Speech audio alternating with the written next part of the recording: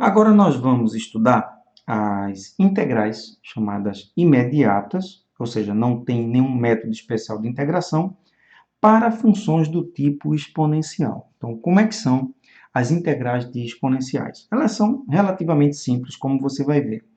Primeiro, nós vamos nos concentrar em uma base que a gente chama de E, que é um número muito importante utilizado em cálculo, e ele vale 2,718,28 e tem uma quantidade infinita de casas decimais. Nós geralmente arredondamos para 2,7. Então, esta é a chamada base E e este é o número E.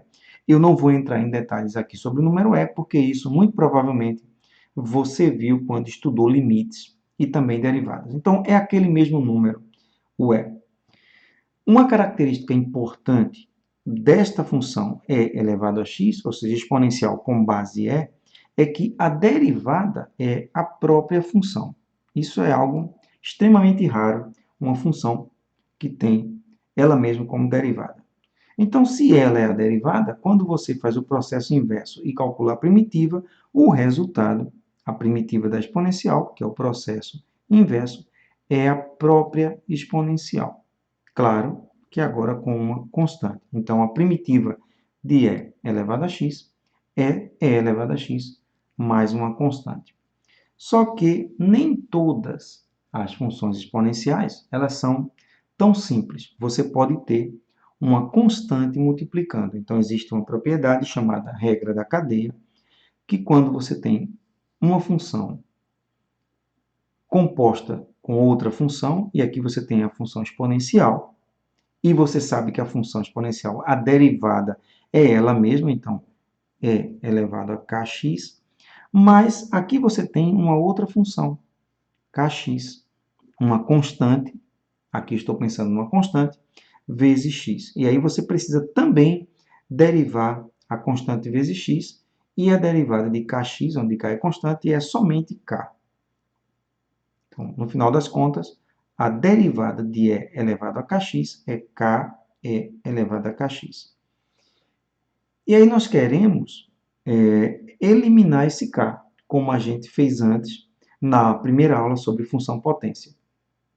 Eu não quero esse k aqui, porque normalmente a integral não vem com um número k multiplicando. E se vier, eu retiro ele da integral. Então, eu quero sem este k aqui. Para fazer isso, eu preciso dividir por k para cancelar. Então, você já sabe que você não começa com E elevado a kx. Você começa com E elevado a kx dividido por k. E por que isso? Porque a derivada disso aqui é o próprio E elevado a kx, mas a gente já viu que tem um k multiplicando. E este k que você colocou dividindo fica aqui, dividindo ainda, e você cancela. E aí fica somente E elevado a kx sem nenhuma constante multiplicando. Então, o que a gente descobriu a partir disso?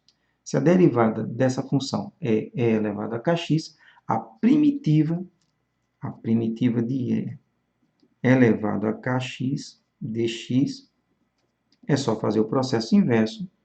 Você vai encontrar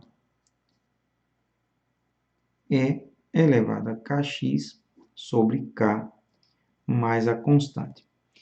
Você pode estar se perguntando por que a gente não teve esse trabalho todo nesse primeiro exemplo. Nós tivemos, mas aqui você tem E elevado a 1x, o k era 1.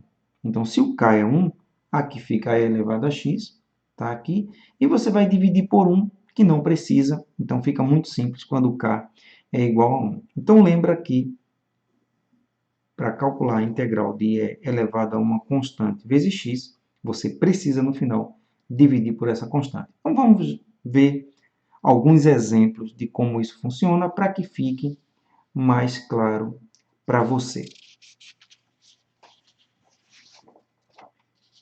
Bom, então vamos resolver 3 exemplos para você entender como funciona esse processo. Integral de E elevado a 3x dx. Simples, é o próprio E elevado a 3x dividido por 3 mais a constante. Não podia ser mais simples. Aqui você tem uma constante ligeiramente diferente, 4/5. Então, você faz do mesmo jeito. E elevado a 4/5 de x dividido por 4/5, mais a constante. Só que agora tem uma fração no denominador. E aí você já sabe o que faz. Repete a primeira, e elevado a 4/5 de x, e inverte a segunda, ou seja, 5/4, mais a constante, simples assim.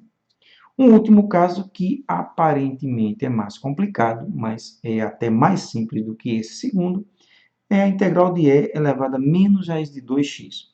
Não se assuste com menos raiz de 2, porque é constante, faz o papel do k. Então, você já sabe o que tem que fazer. E elevado a kx dividido por k, que é menos raiz de 2, mais a constante. Então, se você quiser, e eu sugiro que você faça isso, coloque esse menos na frente da fração, já que aqui tem um mais, e aqui tem um menos, a fração total, a fração final vai ficar com menos, e elevado a menos raiz de 2x dividido por raiz de 2. Não precisa você racionalizar o denominador, não precisa você fazer mais nada. Essa resposta está perfeita, está correta.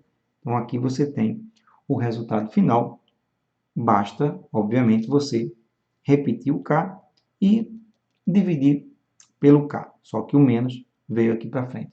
Simples assim calcular a integral de função exponencial. Não tem como você errar.